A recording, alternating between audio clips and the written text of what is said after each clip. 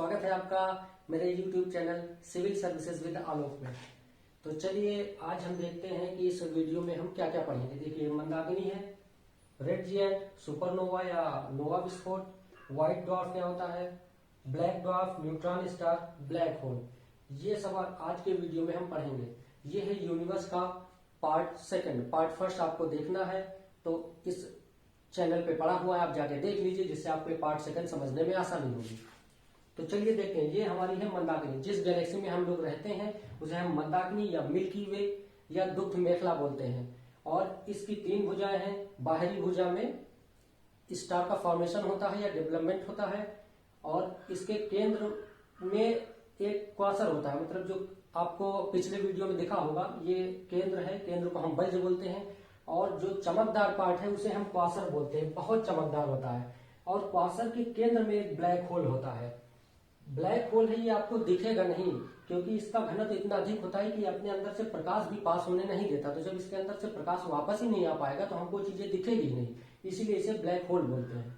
और आकार मंदाकिनी कई आकार की होती है। जो हमारी मंदाकिनी है उसका आकार सर्पिल आकार है। ये प्रश्न पूछा हुआ है एग्जाम में। सूर्य हम लोगों ने पिछले पार्ट में बना लिया था। सूर्य बन गया है, इसमें हाइड्रोजन का हीलियम में कन्वर्जन हो रहा है, और अपार ऊर्जा निकल रही है और विकिरण निकलती है। तो जब ये अरबों वर्षों तक प्रक्रिया चलती रहती है, समय आता है जब सूर्य की संपूर्ण हाइड्रोजन का हीलियम में कन्वर्जन हो चुका होता है। अब हाइड्रोजन खत्म, इसका मतलब सूर्य का ईंधन ही खत्म हो गया। ईंधन खत्म होने से नाभिकीय संलयन क्रिया बंद हो जाएगी और ऊर्जा की विकिरण और प्रकाश उसका घट जाएगा। फिर हमको जैसा सूर्य आज दिख रहा वैसा नहीं दिखेगा, ये रेड रंग का, लाल रंग का, रेड कलर का दिखने लगेगा। जब ये लाल रंग का दिखाई देने लगता है उसी को हम रेड जिएंट या रक्त दानव या सुपर रक्त दानव या लाल दानव बोलते हैं। तो रेड जिएंट क्या है ये आप लोग समझ गए होंगे। देखिए ये हमारा रेड जिएंट बन गया है, ऊर्जा समाप्त हो गई है स्टार की, अब वो लाल रंग का दिखाई देता है, उसे हम रेड जिएंट बोलते हैं। अब उसके अंदर बचा है सिर्फ हीलियम। अब जब हीलियम बचा है तो हीलियम का कन्वर्जन होगा ठोस पदार्थ, जिससे सबसे पहले कार्बन में कन्वर्जन होगा हीलियम का, और कार्बन के बाद वो आयरन में कन्वर्ट होगा, ठोस पदार्थ में, जैसे आयरन और भी। अब क्या होगा, एक समय के बाद इसका कोर वो ठोस बचेगा और बाह्य परत उसके कोर पे कोलैप्स कर जाएगी। तब एक बहुत एक विस्फोट होगा जिसे हम बोलेंगे नोवा या सुपरनोवा विस्फोट। अब इसको समझने के पहले आप देख लेते हैं कि सुब्रमण्यम चंद्रशेखर कौन है, और इन्होंने एक सीमा दी है, एक 1.44 सौरिक द्रव्यमान की, वो क्या है। तो ये भारतीय मूल के सुब्रमण्यम चंद्रशेखर जो है भारतीय मूल के अमेरिकी वैज्ञानिक हैं। इन्होंने ये वैज्ञानिक थे और इन्होंने एक 1.44 सौरिक द्रव्यमान की एक सीमा निर्धारित की है। क्या है, देखिए जो हमारा सूर्य है, उस मान लीजिए कि हमारा ये हमारा सूर्य है, और सूर्य का जो द्रव्यमान है ये हमारे सूर्य का द्रव्यमान है, और इसको हम मल्टीप्लाई कर देंगे 1.44 से। तो जो द्रव्यमान बनेगा उसी द्रव्यमान की सीमा को इन्होंने कहा, इसी द्रव्यमान को इन्होंने कहा है कि ये चंद्रशेखर सीमा है, क्योंकि इन्होंने ये दिया था रूल, इसीलिए कहते हैं। अब देखिए ये जो सुपरनोवा विस्फोट हुआ था उसके बाद जो अवशेष बचा था तारे का, ये तारा ही था, तो विस्फोट हो गया तो जो अवशेष बचा, यदि वो जो बचा हुआ अवशेष है उसका द्रव्यमान, मान लीजिए कि ये अवशेष बचा है तारे का, विस्फोट के बाद ये तारा बचा है, अब इसका द्रव्यमान की हम बात कर रहे हैं। यदि इसका द्रव्यमान 1.44 सोलर मास से कम होता है तब क्या बनेगा, व्हाइट ड्वार्फ बनेगा। और व्हाइट ड्वार्फ के बाद इसकी चमक धीरे धीरे कम होती जाएगी, फिर ये ठंडा हो जाएगा, ये ब्लैक ड्वार्फ बन जाएगा, इसी को हम ब्लैक ड्वार्फ कहते हैं। अब ये जो अवशेष बचा है, मान लीजिए कि इसका जो द्रव्यमान है वो 1.44 सोलर मास से 3 सोलर मास के बीच का द्रव्यमान है, तब क्या बनेगा, तब जो बनेगा ऑब्जेक्ट उसे हम बोलते हैं न्यूट्रॉन स्टार या पल्सर बोलते हैं। ये अपने एक्सेस पे बहुत तेजी से घूमता है और ये रेडियो वेव्स को विसर्जित करता है। मान लीजिए कि ये जो बचा हुआ अवशेष है उसका द्रव्यमान 3 सोलर मास से अधिक है, तब जो ऑब्जेक्ट बनेगा उसे हम ब्लैक होल बोलते हैं। और ब्लैक होल क्या गुरुत्वीय शक्ति इतनी अधिक होती है कि ये अपने अंदर से प्रकाश को भी पास होने नहीं देता, प्रकाश भी इससे पलायन नहीं कर पाता, इसीलिए ये ऑब्जेक्ट हमको दिखता नहीं है। अब देखिए ये आपका white dwarf, black dwarf, neutron star, Pulsar, black hole, ये चीजें आपको इसमें समझ में आ गई होगी। एक स्टार है, उसी से सारी चीजें निकल के आ रही हैं आपकी। चलिए, यूनिवर्स लगभग समाप्त है। अभी हम देखते हैं कि जो हमने स्टार पढ़ा, जो हमने सूर्य पढ़ा है स्टार के बारे में, अब देखते हैं सूर्य हमारा जो है हमारे सोलर सिस्टम का है, इस सूर्य की संरचना क्या है, कैसे ये बना है, स्ट्रक्चर ऑफ द सन। तो देखिए इसमें क्या है, हम इसको 6 पार्ट में समझ सकते हैं। ये है हमारा सूर्य का कोर, केंद्र जिसे हम बोलते हैं, केंद्र के ऊपर की जिसे हम बोलते हैं कोर। अब देखिए इस कोर से सतह तक की बात कर रहे हैं, कोर से सतह तक अलग पढ़ेंगे देखेंगे, और सतह से बाह्य अंतरिक्ष की ओर अलग। सूर्य की कोर से लेकर सतह तक 3 पार्ट हैं, और फिर सतह से लेकर बाह्य अंतरिक्ष तक उसके फिर 3 पार्ट हैं। तो कोर हो गया, ये कोर के ऊपर की जो लेयर होती है उसे हम बोलते हैं विकिरण मेखला, रेडिएटिव जोन है ये है आपकी रेडिएटिव जोन।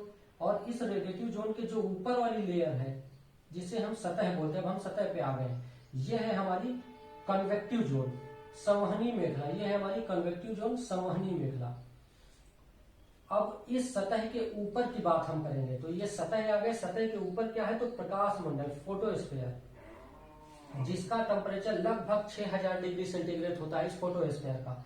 और इसी फोटोस्फीयर में ही हमें फ्रॉनहोफर रेखाएं और सौर कलंक, सन स्पॉट्स, जो आपने सुना होगा, ये सौर कलंक और फ्रॉनहोफर रेखाएं ये इसी फोटोस्फीयर में ही आपको देखने को मिलेंगी।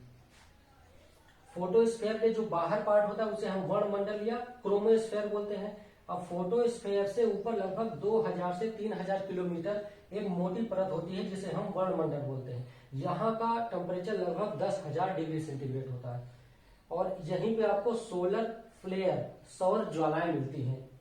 ये सब टर्म आप देख लीजिए, फ्रॉनहोफर रेखाएं कहाँ पाई जाती हैं, सौर कलंक, सोलर फ्लेयर, सौर ज्वाला कहाँ पाई जाती है। और सबसे जो सूर्य का बाहरी भाग होता है उसे हम बोलते हैं कोरोना। ये वो वाला कोरोना नहीं है जिससे आप परेशान हैं, ये उससे भी खतरनाक है, ये कोरोना है।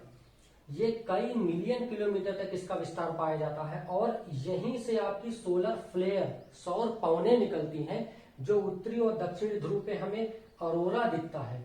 उत्तरी ध्रुव पे, दक्षिणी ध्रुव पे आपको वीडियो में दिख रहा होगा अरोरा।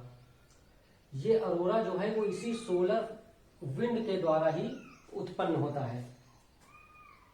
ये हमारा सूर्य का स्ट्रक्चर है। चलिए देखते हैं सौर कलंक क्या है, सन स्पॉट क्या है। देखिए हमारा ये सूर्य है, ये आपको दिख रहा होगा इधर। सूर्य के जो प्रकाश मंडल है, जो बाहरी सतह है, प्रकाश मंडल पर प्लाज्मा लाखों किलोमीटर ऊपर उठता है। तो जो प्लाज्मा ऊपर उठेगा वो सतह की तुलना में ठंडा हो जाएगा, हल्का सा ठंडा, मतलब बिल्कुल ठंडा नहीं हो जाएगा। लेकिन अगर यहाँ 10 लाख डिग्री से 10,000 डिग्री सेंटीग्रेड तापमान है, तो वहां मान के चलिए कि 8,000 9,000 हो गया होगा। तो सतह फोटो प्रकाश मंडल की तुलना में ऊपर उठे प्लाज्मा का टेम्परेचर कम, हल्का सा कम हो जाएगा। अब वही जब वापस फोटोस्फीयर पर आके गिरता है तो अगल बगल के टेम्परेचर से, वो आसपास के टेम्परेचर से तुलनात्मक रूप से वो ठंडा होता है। इसीलिए जहां पर वो गिरता है वहां पर काला दिखाई देता है। जिस स्थान पर ये गिरता है वहां का तापमान आसपास की तुलना में कम हो जाता है, और इसीलिए वो स्थान काला दिखाई पड़ता है, और इसी को हम बोलते हैं सौर कलंक। सूर्य पे ब्लैक स्पॉट है, प्लाज्मा ऊपर उठा, हल्का सा ठंडा हुआ, जहां पर वो गिरेगा वहां का तापमान अगर बगल की तुलना में कम होगा तो हमको वो चीज कम चमकीली दिखाई पड़ेगी, या कह सकते हैं आप काली दिखाई पड़ेगी, इसलिए उसको हम सौर कलंक, सन स्पॉट बोलते हैं। अब देखते हैं कि सौर कलंक जो सन स्पॉट है इसका पृथ्वी पर क्या प्रभाव पड़ता है। ठीक है, सौर कलंक का पृथ्वी पर प्रभाव, ठीक है, ये है आपकी पृथ्वी की जलवायु, जेट स्ट्रीम, एल नीनो, इन सबको प्रभावित करता है सौर कलंक। आयन मंडल में उथल पुथल उत्पन्न करता है जिसे हम चुंबकीय तूफान कहते हैं, और ये हमारी रेडियो संचार में बाधा उत्पन्न करता है। ये आपका सौर कलंक के पृथ्वी पर प्रभाव है। चलिए अभी तक हमने जितना पढ़ा है उससे रिलेटेड जो विभिन्न परीक्षाओं में प्रश्न पूछे गए हैं, एमसीक्यूज हैं, हम उनको सॉल्व कर लेते हैं, देखते हैं कि कुछ आ रहा है कि नहीं हम लोगों को। तो देखिए ये आपका यूपीपीसीएस प्री 2016 का क्वेश्चन है कि बिग बैंग सिद्धांत निम्नलिखित के उद्भव की व्याख्या करता है। आप लोग कमेंट में इसका उत्तर दे सकते हैं। पहला क्वेश्चन है, मैं आंसर नहीं बता रहा हूं, आप लोगों को कमेंट करके इसके जवाब देने हैं, क्योंकि मेरे वीडियो में इसके जवाब हैं। दूसरा क्वेश्चन है, महाविस्फोट सिद्धांत संबंधित है महाद्वीपीय विस्थापन, ब्रह्मांड की उत्पत्ति से, हिमालय की उत्पत्ति से, ज्वालामुखी के विस्फोट से। तीसरा है आकाशगंगा। आकाशगंगा मिल्की वे, मंदाकिनी की बात हो रही है, वर्गीकृत की गई है सर्पिलाकार गैलेक्सी के रूप में, विद्युत गैलेक्सी के रूप में, अनियमित गैलेक्सी के रूप में और गोलाकार गैलेक्सी के रूप में। अब ये कुल 3 क्वेश्चन है और आगे देखते हैं अभी। चलिए, ये क्वेश्चन नंबर 4 है आपका। वो सीमा जिसके बाहर तारे आंतरिक मृत्यु से ग्रसित होते हैं। आपको मैंने बताया था कि जब एनर्जी सारी ऊर्जा खत्म हो जाती है, फिर बाह्य परत अंदर ठोस परत पर कोलैप्स हो जाती है, तो जो अवशेष बचता है, उस अवशेष के बाद मैंने बताया था कि कोई एक सीमा होती है 1.44 की, आप समझ सकते हैं। अगला है ये श्याम विवर, ये यूपीपीसीएस 2016 में आया है, ये देखिए 1997 में आया था। ब्लैक होल क्या होता है ये भी मैं बता चुका हूं कि उसका घनत्व इतना अधिक होता है कि वो प्रकाश को भी पार होने नहीं देता है अपने से, तो वो एक सिकुड़ता तारा है। अब आप कमेंट करके इसके जवाब हमें दीजिए। अगला एमसीक्यू है, तारों के कारण घटित आकाशीय परिघटना कौन है? ओजोन छिद्र, ब्लैक होल, इंद्रधनुष, धूमकेतु। स्टार, तारे के कारण जो आकाशीय परिघटना घटित होती है, ये सारा मैंने अपने वीडियोस में, 2 वीडियो हैं, दोनों में मैंने सारा पढ़ाया हुआ है। कृष्ण छिद्र, ब्लैक होल सिद्धांत को किसने प्रतिपादित किया था? सीवी रमन, एच.जे. भाभा, एस. चंद्रशेखर, सुब्रमण्यम चंद्रशेखर, हरगोविंद खुराना। सारे जवाब आपको आ रहे होंगे। चलिए नेक्स्ट क्वेश्चन देखते हैं हम। ब्लैक होल अंतरिक्ष में एक पिंड है, पढ़ा हुआ है आपने, जो किसी भी प्रकार के विकिरण, रेडिएशन को बाहर नहीं आने देता है। इस गुण का कारण क्या है? ये रेडिएशन को अपने से बाहर नहीं आने देता है, पलायन नहीं होने देता। इस गुण, जो इसका गुण है, इसका कारण क्या है? तो आपको पता होगा, कमेंट करके सारे क्वेश्चन के जवाब आप लोग बताइए। उच्च घनत्व। दूसरा है सुपरनोवा क्या है?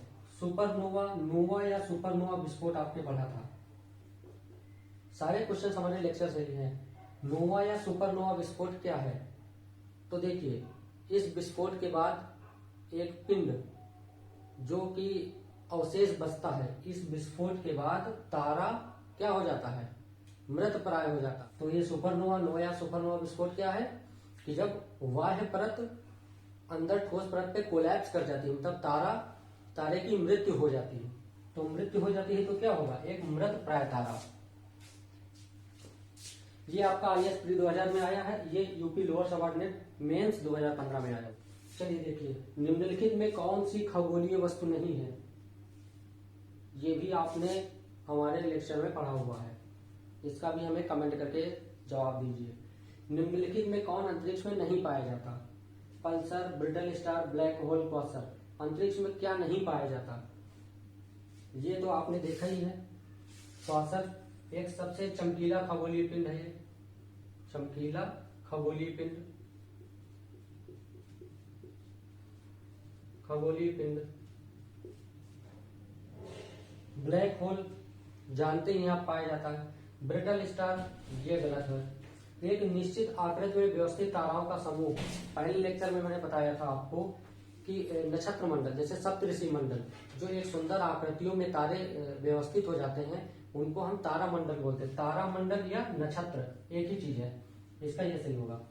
ये देखिए, जो जब एग्जाम में आए हुए यूपीपीसीएस प्री 2013 में, ये प्री 1996 में, ये IAS प्री 1993 में। तो जितने क्वेश्चन आपके इस टॉपिक से रिलेटेड एग्जाम में आए हुए थे वो मैंने यहाँ डिस्कस कर दिए हैं, और आगे जैसे भी जो क्वेश्चन हमको मिलते जाएंगे आगे टॉपिक के, वो हम डिस्कस करते जाएंगे। देखिए हमें क्या पढ़ना था इस वीडियो में हम बताते हैं। हमने ज्योग्राफी शुरू की थी वर्ल्ड ज्योग्राफी से।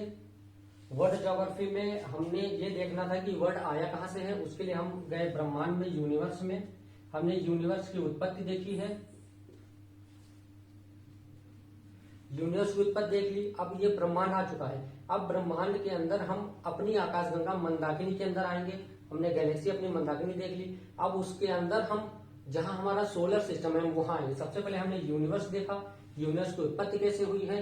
अब यूनिवर्स के अंदर हम अपने सोलर सिस्टम में आएंगे। इसके बाद हम देखेंगे हमारा सौर परिवार क्या है। सोलर सिस्टम हमारा सौर परिवार, यूनिवर्स देख चुके हैं, यूनिवर्स की उत्पत्ति हो चुकी है। अब सौर परिवार देखेंगे। सौर परिवार में हमारा सूर्य है और सूर्य और जितने भी ग्रह हैं हमारे वो आते हैं। सौर परिवार देखने के बाद हम आएंगे पृथ्वी पे। हमको पढ़ना क्या था? पृथ्वी के बारे में। लेकिन इसके बारे में पढ़ने के लिए हम ये जानना चाह रहे हैं कि पृथ्वी आई कहां से है। इसलिए हम सबसे पहले गए यूनिवर्स कहां से आया है, यूनिवर्स के बाद हमारा सौर परिवार कहां से आया, फिर सौर परिवार से हम पृथ्वी पे आएंगे। अभी हम यूनिवर्स पढ़ चुके हैं, अब हम कवर करेंगे सौर परिवार, उसके बाद हम आएंगे पृथ्वी पर। तब हम देखेंगे कि पृथ्वी की उत्पत्ति कैसे हुई है। उम्मीद करता हूं कि मेरा ये वीडियो आपके लिए काफी हेल्पफुल रहा होगा। और अगर हमारे चैनल के साथ आप जुड़ना चाहते हैं, ऐसी वीडियोस आप आगे देखना चाहते हैं, तो आप हमारे चैनल को सब्सक्राइब कर दीजिए। अब मिलते हैं नेक्स्ट वीडियो में, तब तक के लिए।